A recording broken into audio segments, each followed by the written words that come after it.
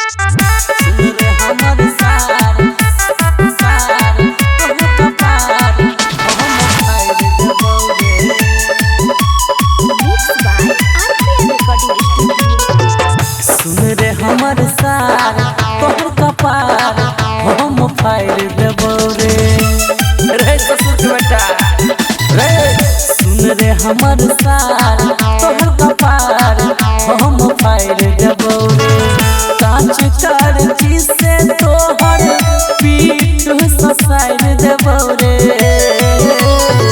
सुन रे हमर सार तोहर कपार हम फाड़ देबौ रे। रे ससुर के बेटा सुन रे हमर सार तोहर कपार हम फाड़ देबौ रे।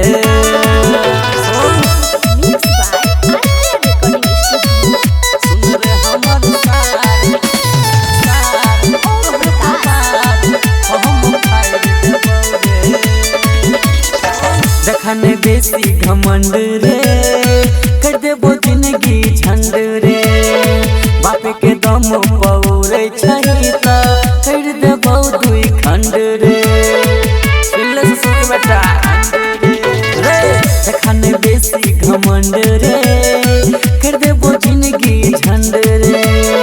बाप के दम पौरे छही त कर देबो दुई खंड रे। जिंदा लाश बना के महिट में गाड़ देबौ रे। सुन रे हमर सार तोहर कपार हम फाड़ देबौ रे।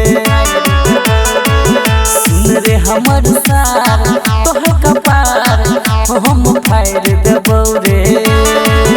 सोच ले Mixed by RPM Recording Studio. सुन रे हमर सार सार तोहर कपार हम फाड़ देबौ रे। कोई नहीं बोलतो हमरा बारे में नाम चले छे सरकारे में। जाने के हो जाऊं तोरा तो पढ़ली है अखबारे में। पढ़ली है अखबारे में रे कोई नहीं बोलतो हमरा बारे में नाम चले छे सरकारे में। जाने के हो जाऊं तोरा तो पढ़ली है अखबारे में।